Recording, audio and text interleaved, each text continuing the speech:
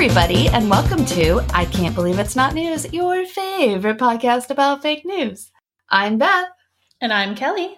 Hey, Kelly, how's it going tonight? It's going, I'm tired. Tired? I was going to lie, but I'm not going to do that. So, yeah, no, I'm tired. How about you? I'm good. Let's see here. I don't have anything to say. I'm good. I'm fine. Yeah. It's all good. I think my life would be better if I could read the Mueller report. But that's about the only other thing that I need, that and a good night's sleep. And maybe a couple more bottles of wine, and then I'd be fine. One of my friends posted today a video of Adam Schiff talking to Devin Nunes, basically, in a committee meeting. Did you see this? I didn't. I haven't been online at all today. He basically he keeps saying some people may be okay with basically the world being wrong, but I'm not okay with that. And he's like, but basically he goes through the list of offensive against the Trumps. Like, right. You know, some people may be okay with the Russians reaching out to the Trump campaign to offer them dirt on Hillary Clinton and them not contacting the FBI immediately, you know, and he just keeps going through all these things that, like, even if the overall evidence didn't say collusion, that there was still some very wrong things that happened there. Right. That's exactly Devin Nunes is like looking straight ahead. Like, you know, he knows Adam Schiff is talking to him and Adam Schiff keeps like kind of looking to his side and like staring at Devin Nunes, like daring him to have the courage to turn his head. Right. And that my only disappointment was that Adam Schiff did not make one cow joke. He didn't say anything like, I am just utterly disappointed. It would behoove us to look further into this before we move on. Oh. See, this is why you need to be in Congress, Beth, so that you can make these jokes. I don't think that what Congress needs is better jokes. No, I agree with you. I was personally very offended by Senator Lee the other day, or Representative Lee the other day, making jokes on the House floor when he should have been taking seriously the topic at hand. True. Yes. I also think I'm too thin-skinned for Congress because, man, the comments. Woo! Yeah. The only reason I can do this podcast is because nobody gives a skinny comments. You know what, though? You know what we do get comments on sometimes, Kelly? Is it my swearing? No. Oh, that's good. That's good. I'm glad to hear that. What do we get comments on? Sometimes, and I'm not saying that this happens all the time, but every once in a while, we make a mistake or an error in judgment. And sometimes you and I have fallen victim to being fooled by fake news. That's right. Dun, dun, dun. Sometimes we spread the fake news. So I thought it would be fun, since we're coming up on April Fool's Day, why don't we make an episode about some fools that have happened? And I thought maybe we could start with a couple of examples of times that you and I have been fooled. Because it happens. And it's nothing to be embarrassed by or feel like you're a bad person or that you don't deserve to be a crusader against fake news if every once in a while you fall for something. Yeah, I mean, that's mostly right. I think the people who still believe in QAnon need to maybe take a step back and just stop reposting anything, though. Right. But they're not crusaders of fighting fake news. I mean, I think that they probably see themselves that way. Right, but they're not. You know what I mean? They're really special, and they have found the truth, Beth. Oh, the truth is out there. Yeah. It's just not in QAnon. No, unfortunately not. It's not. So, Kelly, would you like to go first and tell us about a time that you have been fooled? I would love to. And I am going to state up front that I'm still not 100% convinced. that this is not true, but it is my favorite fake news story because it's funny and kind of harmless, and it just gives me a little inner giggle anytime I hear or read about it. And I did post about it recently on my own personal stuff, but I didn't share it. I didn't share it on our podcast page because I felt like it is inappropriate because we do not know. And I know they say it's not true. So my favorite fake story that I will still believe in is Melania Trump's body double. I love fake Melania. I love the idea that they have to pay someone to hold hands with Donald Trump because I feel like that's right. That's how everyone has ever held his hand, is because they're being paid. He has paid for a lot of sex in the past. Yeah. So that may be something that he's just comfortable with. My biggest question, honestly, is whether he knows it's a fake Melania. Well, so let's go back. Let's talk about this particular instance, because it wasn't too long ago. This fake Melania conspiracy theory has happened in the past, but there was a picture recently, and that's right. I'll admit, when you posted it, I thought, oh, that really doesn't look like her. Yeah, it really doesn't. Like at all. But I was like, really? Yeah, so the story started back in October of 2017, and that was his first year of presidency, and there was a Facebook user who posted this photographic evidence, but her evidence was taken from her taking a video on her TV that had some grainy and fuzziness, and what she was seeing was not what I think we're seeing today, which is a whole different type of fake Melania. This was, she doesn't look exactly the same. Look, her lips are a little bit different. When I look at her picture, I think, no, that's Melania. Right. This stuff recently, though, where it was Melania in... They were at a memorial service, I believe. That's correct. And this is just recently. So this was in March of this year. Yeah. And so there was a tweet that went out and it was like, so I guess we're just accepting that, fake Melania is a thing. And I looked at it and I was like, no way, that's definitely not Melania. So a lot of people have said stuff like, hair and lighting and makeup. And honestly, I think she was wearing flats. Like that was one of the biggest things, is her height. Yeah. difference. And so I totally understand what you're saying. However, I pulled up an article that is from Business Insider, which is just, it's like a, what Business Insider is. It's like it's not quite a Reuters or a... No, but I use them all the time. They actually have good reporting, so. That's right. So they have a whole article that's about Melania Trump has a Secret Service agent who looks really, really similar to her. And so I'll put this up on the site. The one thing I will note is that the Secret Service agent, even when she's in heels, is significantly shorter than Melania.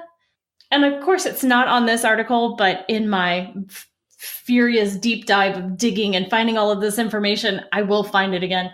There is a picture that is a side-by-side of her, that picture that was just, I want to say that was from Oklahoma. Is it possible that was from Oklahoma? It sounds recently. North Carolina? I feel like it was in the middle. It's going to be North Carolina. But either way, he was at a memorial. And that is a very, that's a very touching thing. He should go to those things. We get upset when he doesn't. But it has a picture of him and her standing next to each other with the fake Melania. Mm-hmm. And then it has a picture of him and the real Melania, and she is in sneakers. And she is significantly taller. And I mean by like 3 or 4 inches. So they're not that platformed of a sneaker. So I'll put that up there. And I'm still just saying, I get it. I totally do. I know it's probably a fake story, but I love it. It gives me a cheery little inside feeling. And so there is, and I don't know this person, so I didn't do a bunch of research into him. I just thought the tweet was funny. So I'm just going to read it and we'll just leave it at that. I'm not endorsing anything this person says because I don't know what the Palmer report is. The Palmer report? And it looked, yeah. You know that guy's horrible. Bill Palmer. Yeah. He's the worst. So I didn't think he was very good. No.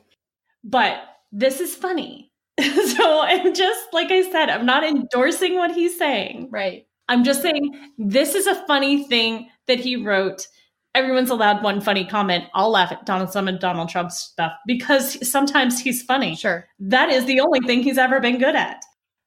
He said, I don't think there's a fake Melania body double, but when the week began, I didn't think there was a founder of a massage parlor sex trafficking ring selling Chinese executives access to Donald Trump at Mar-a-Lago. So what the hell do I know?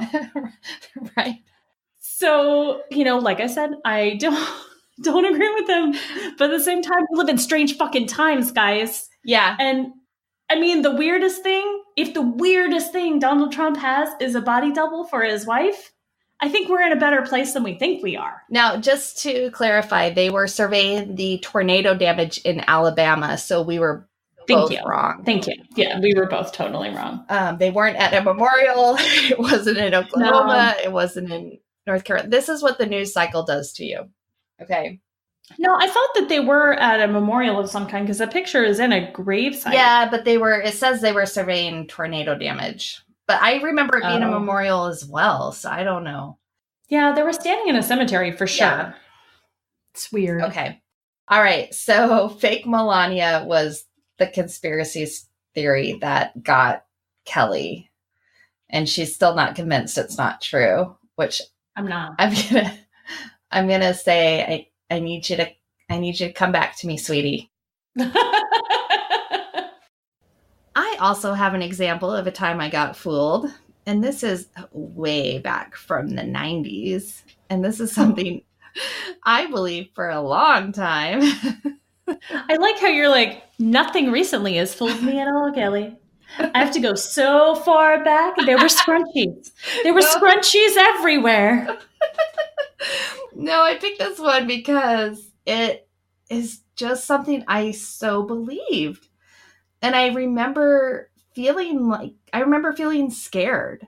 And I wanted to bring it up because, so this is back, it started as early back as the 1980s. But this was that like urban legend. And this is back when Snopes like really debunked urban legends, like email chains that would go around and Snopes would debunk them, back when they just had like 2 people working there. Yes, I remember that. So this was the flashing headlights gang initiation urban legend. That if you were driving down the highway and you saw somebody with their lights off, you shouldn't flash your lights at them because could be a gang member who would then kill you for their initiation into the gang. I mean, why wouldn't you believe that? Right. Especially when you were like 18 years old and, I don't know. Like I was in Iowa. Do you know how many gangs there are in Iowa? It's like all the gangs. I mean, isn't that where MS-13 came from, Beth? I mean, there probably is like a gang in Iowa. I'm not gonna like say that there's not violence there, but come on, like I wasn't even living in like gang central, for crying out loud. Like anyway. But I totally believe that. And this went around like as the email chains. So people would get the email and they would forward it. And it even fooled police departments who sent out notifications throughout the years. Like, yes. And it's still going. Like it's like, I mean, why wouldn't it be? Within this last decade, it has still gone around again. Of course. So, yeah. Oh, and this is good too. I hadn't heard this part. There was actually an email about blood initiation weekend. For the Bloods? No, this was in August of 1993. There was a major outbreak of this scare, swept the United States. As legend spread quickly with the help of fax machines and email forwards. And to be honest, this is probably when I read it. That is the right time frame for when I read it. Right. But I don't remember the blood initiation weekend. But it was supposed to be September 25th and 26th of that year. And police departments across the nation are being warned that this is the blood initiation weekend. And their intent is to have all new Bloods nationwide drive around on Saturday and Sunday nights with their headlights off. In order to be accepted into the gang, they will have to shoot and kill all individuals in that first auto that does a courtesy flash to warn them that their lights are off.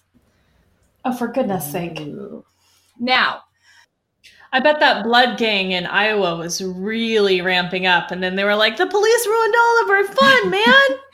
In Iowa, there's more pigs than people, so it would have been a pig blood gang. Just saying. And I'm sure it would. The pigs are like, your lights aren't on! Right? So now this hoax was actually helped by the memories of a real-life incident. So in 1992, Kelly Freed, who was a school secretary from Stockton, California, was shot to death after the driver of the car she was riding in gestured to a carload of kids who'd forgotten to turn their headlights on. However, it was not gang related. The incident had nothing to do with the ritual. And basically the kids thought they were being like disrespectful. And so they thought, they should kill them. Where did this happen? It happened in Stockton, California. Jesus. In 1992. So that's where it maybe picked up a little bit of steam in 93. Okay. So I have since dispelled myself of this notion and now will flash anybody without their headlights on without fear for my life. Yeah. For the most part. There's still like a little tiny part in the back of my head where I don't get shot. Yeah. As they're driving by. So I have to say something about this one. It's very racist. Oh, yes. Yes. Isn't it? I mean, it's very fear the black male gang member. Yeah. Don't flash your lights. It might be a black man who's going to kill you. Oh, no. I mean, obviously, it's not just black men who are in gangs. That's the connotation. But I think when you're like, the blood gang is traditionally an African-American gang. I mean, maybe I'm wrong, but I really thought that the Bloods were in Los Angeles. Right. That area. I mean, I lived in Los Angeles for 10 years. That was the thing that people were the most worried about. I don't know why. I mean, Los Angeles is 800 square miles. They're not really coming for me. But everyone in my family was always very worried. What about the gangs? Aren't the gangs bad? I'm like, no, it's 2010. The gangs are fine. we're all okay. I mean, obviously there are still gangs, but it's not, nobody panic right now.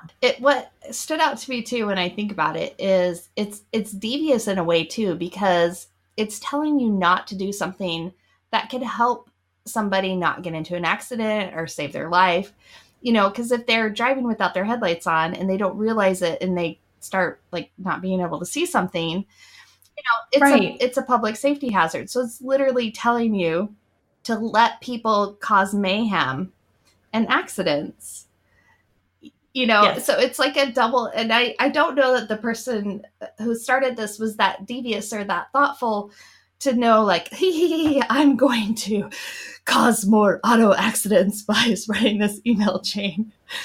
Right. I don't know, but it's kind of funny. It fooled me, and it is still something that stuck with me for a really long time. I can imagine. I remember this from, there was a movie, Urban Legends. Is Urban Legends a movie? Urban Legends is a movie, right? I feel like that's in that movie. Could be. Maybe that's where it came from. Maybe. I don't know. I read a whole book of urban legends as well around the same time that movie came out, because it was like, oh, the movie is so big. And I don't remember if it was, I know it was in the book. And I feel like it was in the movie. I feel like it was in the trailer of the movie. That's why I'm remembering it. Hey, did fake Melania open that movie? She is always flashing her lights.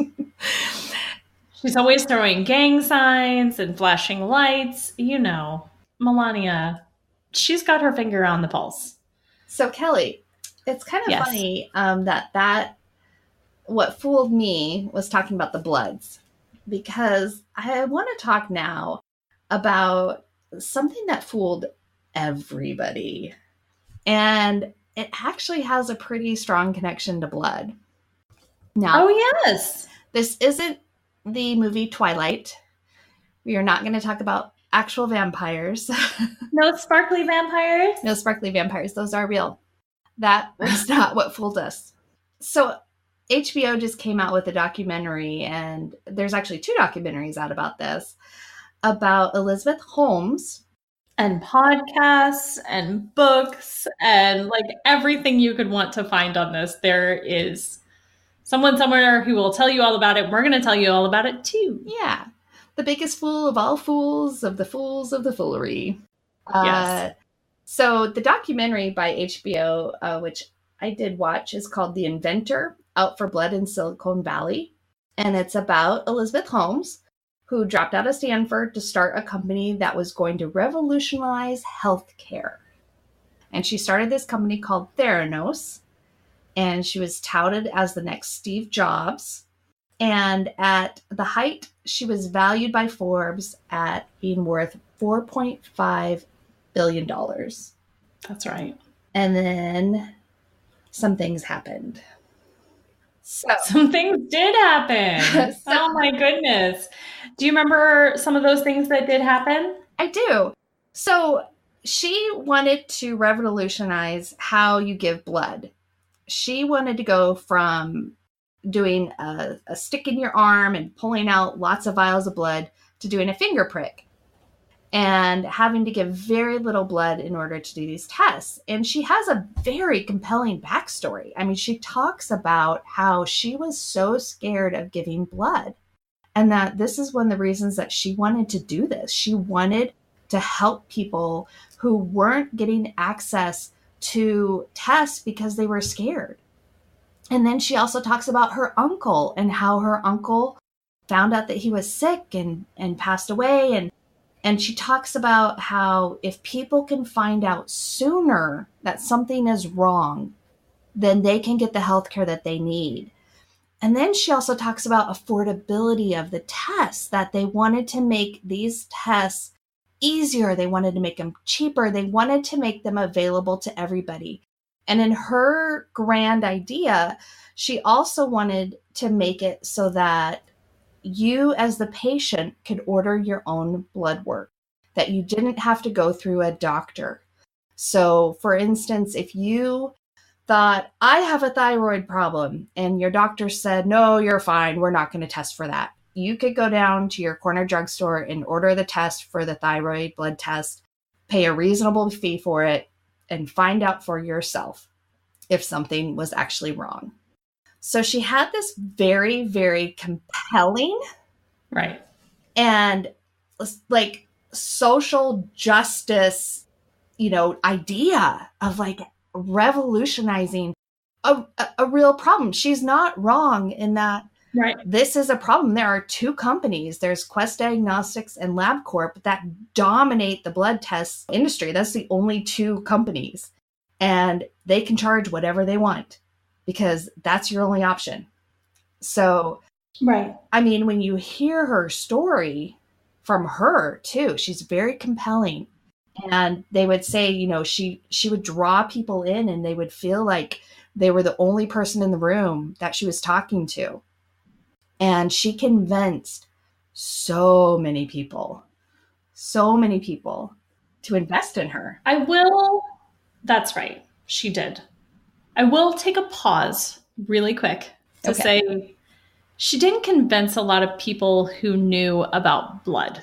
She convinced a lot of really smart, rich people who knew about starting big venture capital businesses. Right. She convinced a lot of people who knew about business. She convinced a lot of people who were entrepreneurs themselves. She didn't convince a lot of medical professionals who knew how blood testing worked.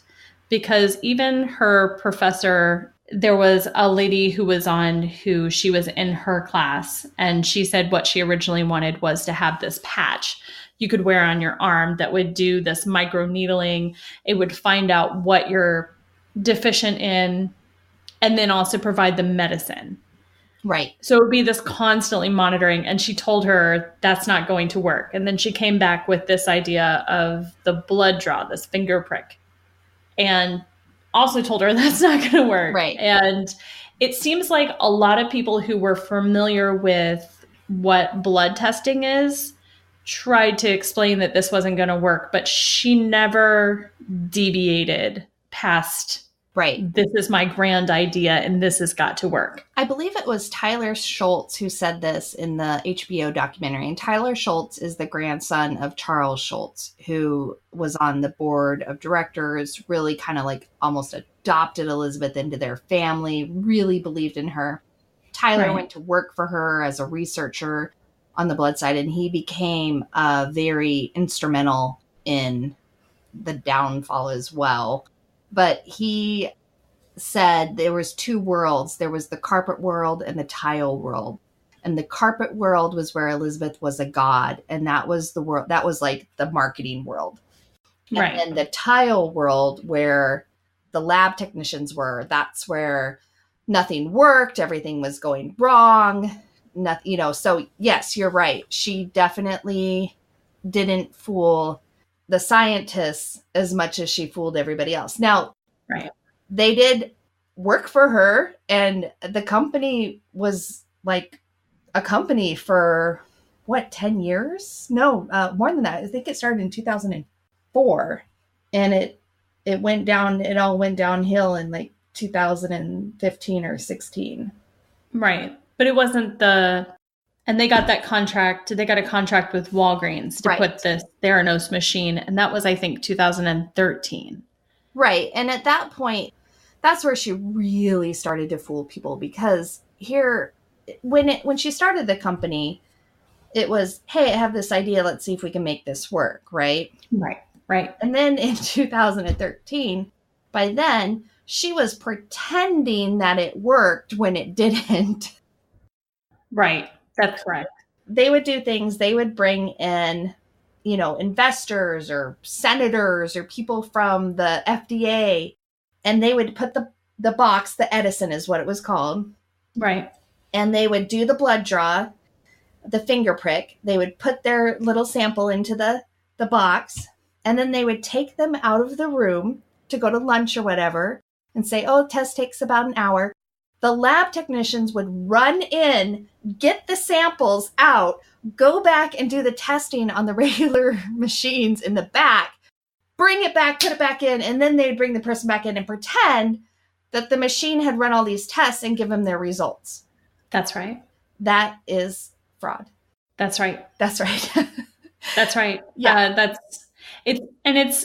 This isn't just, so the more I got into this, and I know you'll probably go more over this, but the more I got into this, the more I started to think about the human factor. Like, what if this had been able to get farther than what it actually did? What if there weren't enough whistleblowers? What if people were like, well, you know, I'm making good money, so I don't want to rock the boat.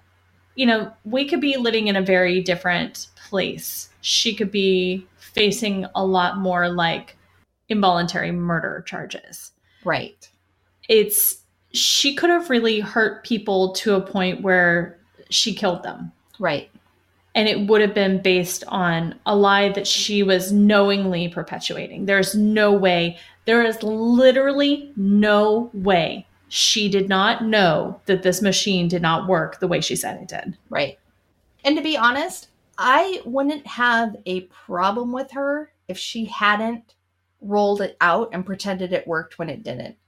If she had tried something and it failed and it never rolled out, okay, you tried something, it didn't work.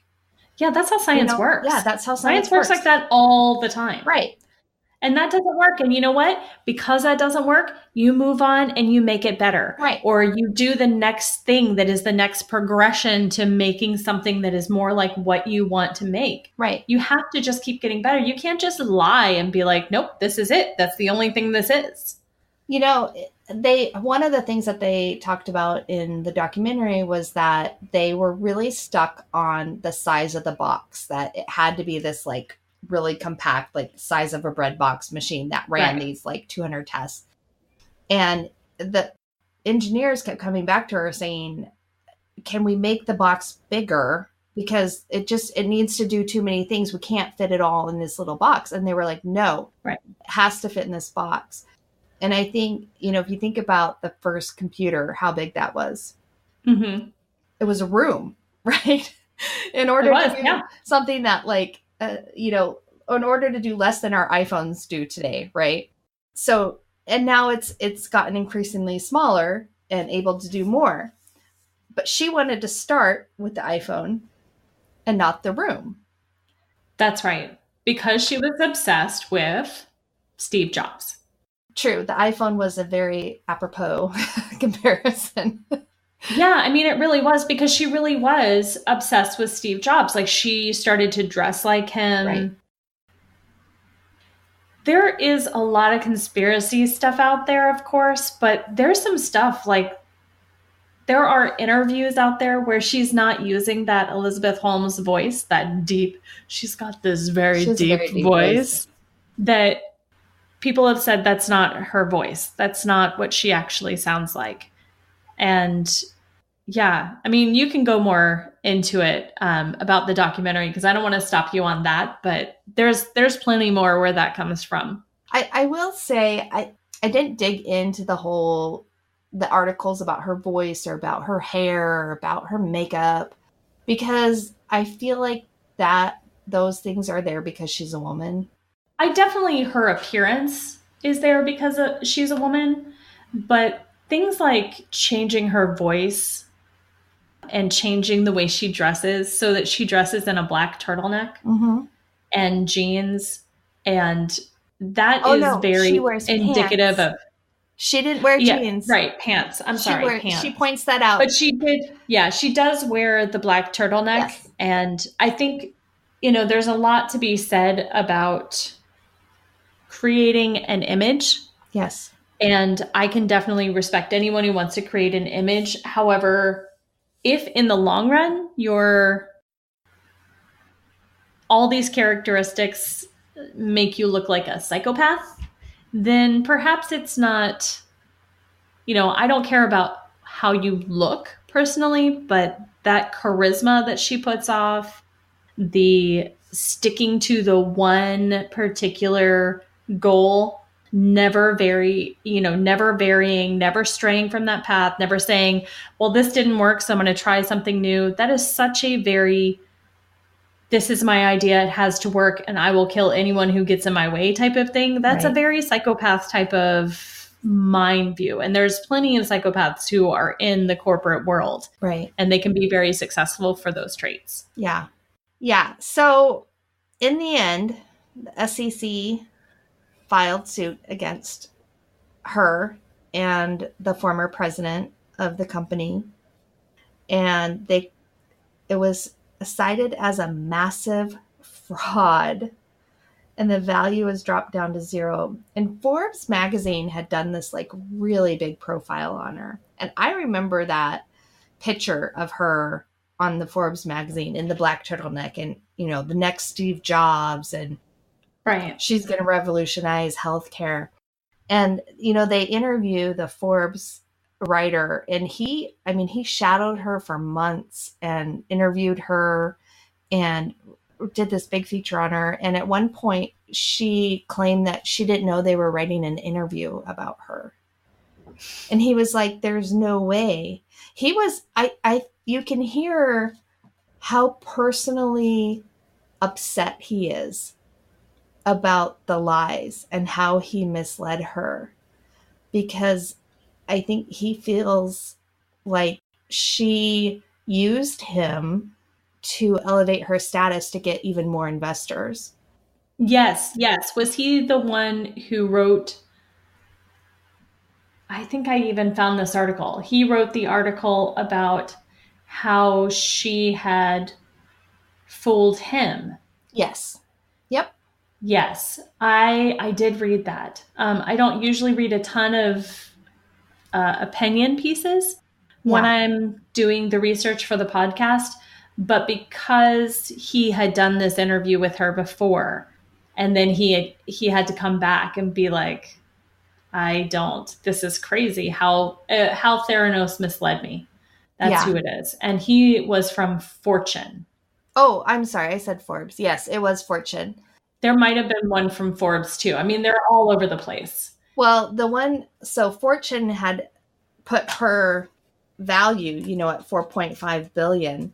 Right. And they dropped it down to 0 when this all happened. And it just kind of felt like they were like, no, we're done with you. Like, we're not even going to give you a value anymore.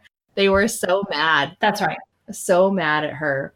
But so tell me a little bit about what you found. So some of the things I found when I was doing research was I found out that the reason most people who know about blood have said that we never thought this would work is because, first of all, finger pricks are more painful. That's the first thing. People aren't going to be more happy having a finger prick than having someone actually take their blood, because most people who have to check their insulin on a daily basis will tell you that finger pricks are much more painful than getting your blood drawn. Oh. Especially if you have an experienced phlebotomist, which was not what they were doing with these Theranos boxes, with the Edison boxes. They weren't experienced phlebotomists. It was supposed to be just a pharmacist could draw your blood. They had the phlebotomist on that they hired to be the trainer. So she was going around and training them on how to do the blood draws. But yeah, it's basically like, okay, here's a new skill for your job. Right. Exactly. Become a full-fledged phlebotomist. Yeah. Right. So the first thing is that finger pricks actually hurt way worse, because it's like a needle all of a sudden hitting your finger and then going right back out, as opposed to one needle going in, taking the blood out slowly. Because usually when I was reading about it, it talked about how most people's blood, if they do a finger prick, starts to clot almost immediately. So to fill up one of the small nanotubes, I was going to say an ampule, but that's not right. One of the nanotubes, they would have to sort of milk your finger to prevent the clotting. Oh. And that's painful too, because then they're pinching your finger right where it just got pricked by a needle to make it bleed more. But on top of all of that, the real scientific reason is because they're more likely to be diluted with tissue fluid, because you're taking the blood off tissue, not from inside the vein. Got it. So it creates more false positives. You can have anything that's on your finger, even if you clean it with alcohol, there's going to be still things left on your finger tissue that get into the blood sample. And if they make a miscalculation, they don't have enough blood to redo the test. When you put a needle into a vein, you're getting a bigger sample of blood without that diluting factor of the tissue fluid interfering with the results. So if there is something, you can go back to the test tube and say, I'm going to take a little bit more blood, test for that again, see if these results are correct. So you don't have to prick their finger 10 times and be like, wait, that one test, because this was supposed to do, I mean, when she was doing this, she was saying it was 200 tests. Yes. And you could pick from a menu. Basically, you would go in and it had the pricing, and the pricing was very low. I mean, it was like $4 for a pregnancy test or something like that. You could go in and have a blood test run, and you could, that's right. You could go in and check what you wanted and then pay for your blood tests and then do your little nano prick, right? Except for here's what happened is people started being told, okay, we need to do a vein draw because one of the tests that you picked requires a vein draw instead of a finger prick. So that's at the height, they only got up to about 12 tests that actually worked with the finger prick in the Edison. Yes. And they were claiming 200. But really, they were just doing vein draws, sending the blood back to the lab to run it in traditional machines, and then sending the results back. That's right. Because all of those machines that they do blood labs on, they have to be checked. They have to be fixed. There are different little settings on them that need to be adjusted, and that needs to be done on a daily basis. It needs to be done usually multiple times a day. So thinking that something can just sit inside of a box and not ever have to be touched. So like you don't have to open that box and change things around and make sure everything is working properly is just nonsense. I mean, we are living in an age where you can go get your blood test done and have the results by that afternoon or the next day. Right.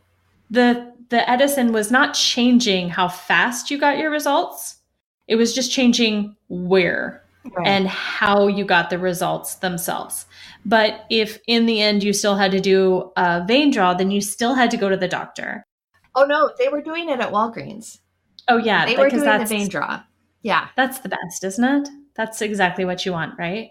You don't want an experienced phlebotomist. You want someone who's been trained by a phlebotomist who normally is just putting pills into a jar. Right. And that's not to downplay what pharmacists do. They do a lot of stuff. But at the same time, a phlebotomist who's drawing blood every day, multiple times a day, knows how to do it as painlessly as possible. I will say they had this like little sequence in the documentary where they showed the problems in the inside of the machine. And what the technicians were saying is, it was like, you know, things would break, blood would get everywhere. It was clogging up the gears, like, so it would get gross and sticky in there. And like, there was blood everywhere. And I started thinking about it. I was like, oh my gosh, how many times do you think your blood sample would have been tainted by the other blood left behind by the last person, you know, when something broke or something got whatever? Because what they would do, they were taking such little blood that they had to add a liquid to it, basically, in order to get it up to be enough to sample. So, you know, your little blood thing would go in there, but then they would add liquid to it, and it would have to go from here to here to here to here to here, especially for all these different tests it was supposed to be doing. Right. And it just was like, when you see that sequence, you're like, oh, that makes a lot of sense. I bet it was really gross in there. It really does. And there was an article I pulled, and I can't find it right now, but I pulled an article that did talk about how the machine itself, they had a lawsuit in Arizona because there was one out of 10 of the tests were incorrect. Yeah. So out of all these hundreds of thousands of tests that they did, there were tens of thousands that were wrong, incorrect, Arizona had to be redone. The only state that they rolled out. And they ended up having to refund every single test that they did. So, and what they had done is she actually testified to the Arizona legislation and got them to change the laws there so that people could order their own blood tests and not have to go through a doctor. And this doctor was on there and she was like, well, people don't know how to read the blood tests once they get them. So it's basically like, you know, she's like, yeah, they'll go and they order these blood tests and they don't know how to read it. And then they're Googling. And then, of course, they have cancer, you know, because like, what does the internet tell you? So she was like, there was a reason why you want a doctor to review your blood tests. And, you know, so it's like, I can see the passion that fooled everybody, but the logic when it comes in is like, oh yeah, that's logical. We forgot about logic, didn't we? Yeah. So there was something there's actually a podcast from ABC Radio that they did about her called The Dropout. Oh yeah. And there was one particular part I wanted to point out, and I think it's in episode 6. But she talks about Theranos sold more than 1.5 million blood tests that yielded 7.8 million test results for 176,000 Arizona customers. Of these test results, slightly more than 10% were voided or had to be corrected. Right. I mean, imagine being told that, you know, you're not diabetic anymore, right. or you are diabetic, or, you have a thyroid issue, or, whatever it is. I mean, there's so many hypochondriacs. I can name 5 in my own personal circle. Yeah. So, right. I mean, you can have anything. Well, and the good news is that once they had rolled it out, it was easy to dispute it because John Carreyrou from the Wall Street Journal, he's the one who wrote this expose on her that really brought her down. Mm-hmm. And what he did, so Tyler Schultz was talking to him and a source for him, and that's where he got a lot of his information. But he went to Arizona, went and got a blood test at Walgreens, mm-hmm. and then went and got the same blood test at LabCorp or Quest, whichever one he ended up using, and just compared the results. I mean, it was super easy for people to see that, hey, your blood tests are wrong, and one of them is by a proven company and one of them isn't. So which one do you think is wrong? That's right. So it did all come tumbling down, luckily, before it got too far. And hopefully nobody died from misresults from those 1.5 million blood tests. Yeah, there was no one that they mentioned died, just a lot of people who were afraid that they were sick. Right. Which, it's a whole nother thing. I mean, that is an anxiety level that some people might not be able to take. It's also, it can be something that it totally could clog up your emergency system because patients are running to the emergency room saying, I got this blood test. It says that I had a stroke or that I have a blood clot or that I have diabetes or that I have hepatitis or whatever it is, if it's not right and then you're running to the emergency room to try to go fix it, there are people with real emergencies that aren't getting treated. Well, Kelly. Okay, so I found that thing I wanted to mention really quick. Okay. So it was episode 6 of a podcast called The Dropout. And so in this, her childhood friend, Megan Long, describes how Elizabeth Holmes, would always come last in their track races. So they both ran track. Okay. And she would come in way behind everyone else. And she would always just continue to keep running. She never gave up. She always just kept at it, even though she was fucking terrible at it. And the one thing that struck me is it sounds a lot like, I don't know if anyone's listened to this, but there's a Dr. Death podcast. Okay. And it sounds a lot like that guy, Christopher Dunch. And he played football in high school, but he was terrible. But he would never quit playing. He would just keep playing and playing and playing, even though he was absolutely awful at it. And what really made me think about him was it's that similar type of, but this is what I'm going to do. And this is what I'm going to do. And I'm not going to steer away from this path. It's that very, I keep going back to this psychopath of not being able to absorb the concept of failure, not being able to think, I've done this wrong. I need to change what I'm doing because you're so in your own head of, well, I know I'm right. I know that I'm the person who's correct here. You know that you're making me question doing a podcast every 2 weeks, right? I don't mean to. I think we're doing fine. But I'm just saying it's that delusion of I'm perfect. It's everyone around me who needs to change. They all have the problem, not me. And it's that not being able to find a better way to go about something, either, do a different type of style of running. Right. Or just do it, just practice and get better at it.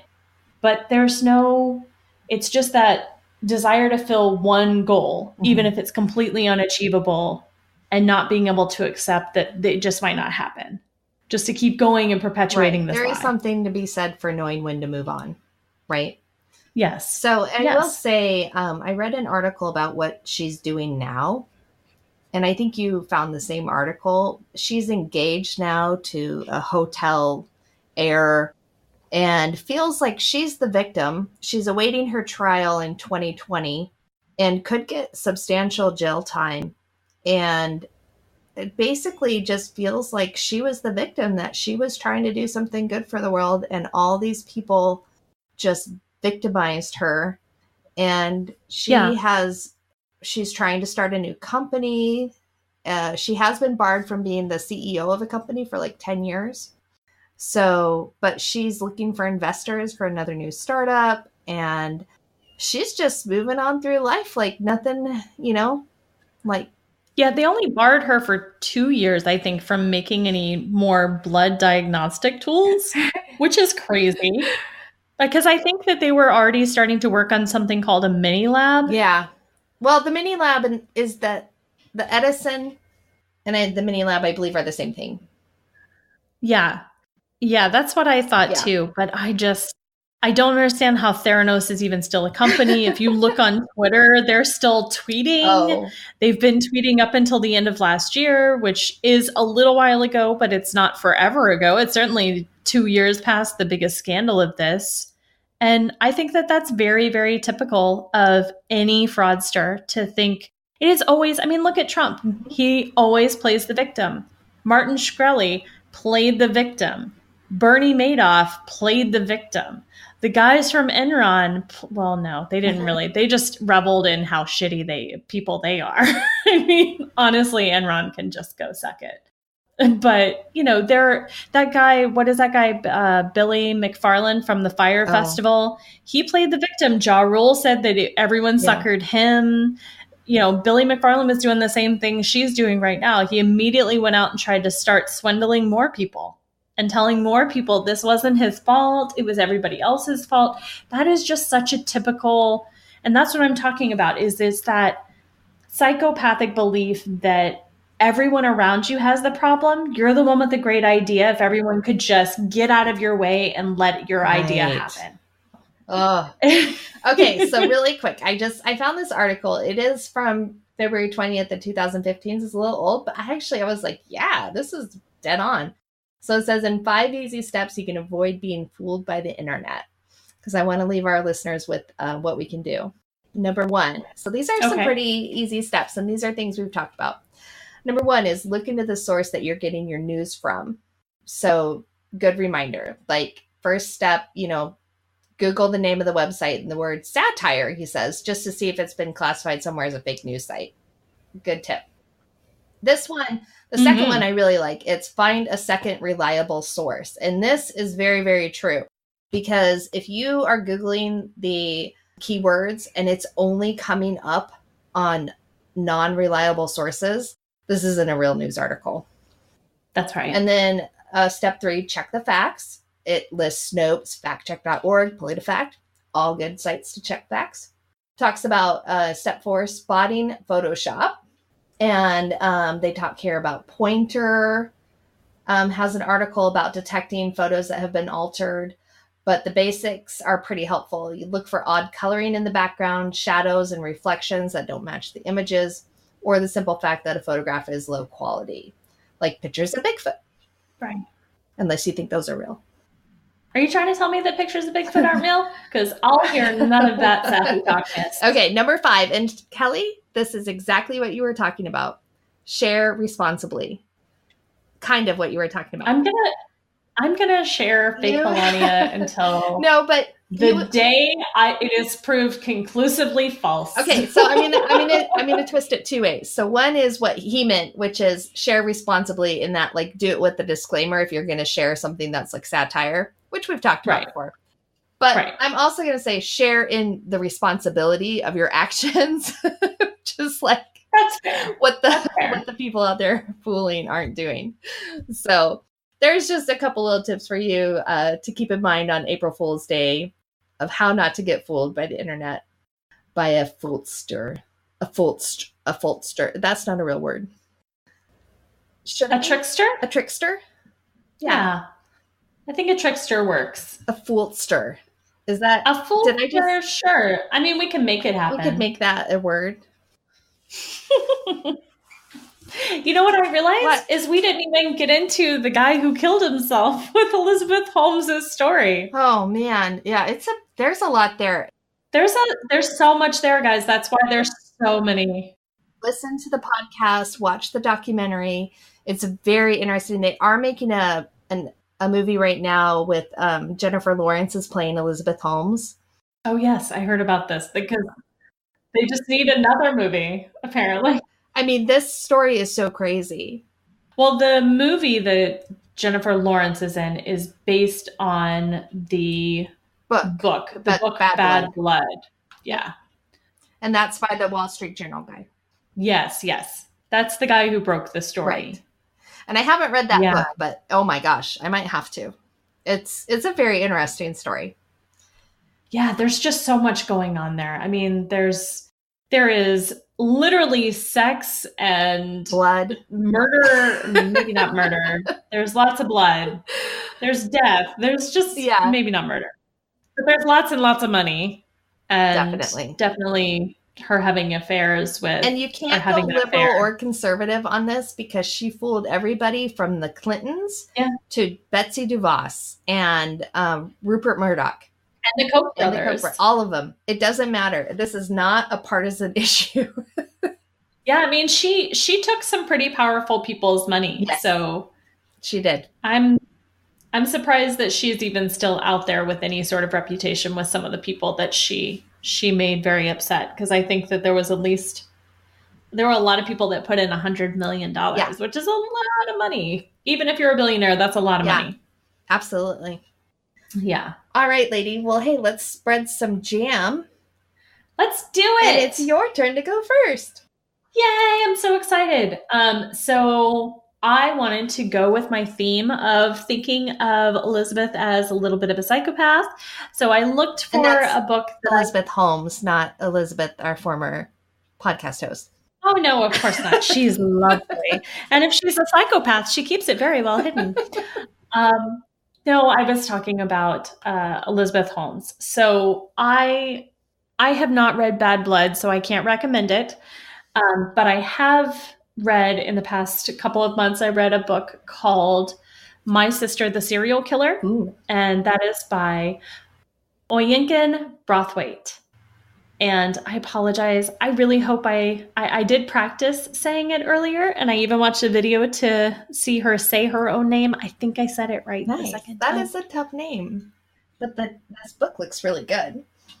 It is very good. And it's short. It's called My Sister, the Serial Killer. It's not a long read. It's very, very good. It's about a Nigerian woman who is a nurse, and her sister is very, very, very beautiful and very charismatic and keeps killing her boyfriends because she says that they are being abusive to her, and it is self-defense.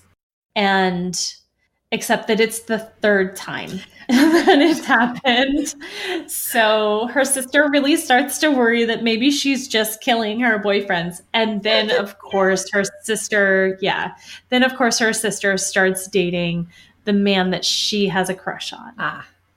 So the story is about what happens when that happens and where your ultimate loyalties lie. And it's very, very good. And I highly recommend it. It's a very quick read. And if you listen to it in audiobook, there's a lot of good accents. It does take place in Nigeria, which I love. Almost every piece of literary work I've read out of Nigeria in the past year and a half has been fantastic. So I really recommend it. Nice. That sounds awesome. Well, yeah. I have a song, of course, and it's by a band called Flora Cash.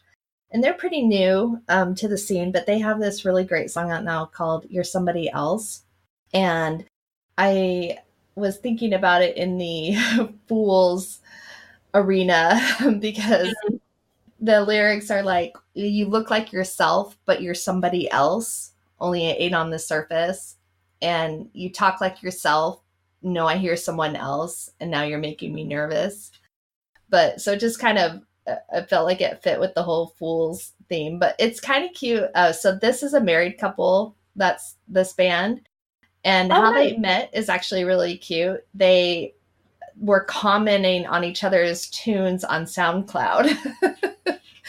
And that's how they met. And they SoundCloud romance. Like she's Swedish and they live in Sweden now and are married and are this indie band. And it's a really beautiful song and very good for anybody who's ever been through a breakup. It definitely hits home there for sure. So I definitely recommend go take a listen and see if you like it. So I think we should end with a quote from Mark Twain. Kelly, do you want to read this? Maybe. Yes. So we did try to find a quote that would sort of match our topic and also match April Fool's Day. Right. So we'll leave you with this. Mark Twain said, "Never argue with a fool. Onlookers may not be able to tell the difference." So we'll leave you with that little piece of advice for April Fools. And the next piece of advice is don't forget to follow us on Facebook and Twitter at Podcast Fake News. If you have any questions for us, send us an email at podcastfakenews@gmail.com. And while you're at it, slide on over into iTunes or wherever you get your podcast and give us a rate and a review. 5 stars, please. Don't fool us with your reviews. Come on, we love you. We'd give you 5 stars. 5 stars for all of you. You're great. All right, everybody. Well, we'll be back in 2 weeks. And until next time, don't forget, spread jam. Not lies.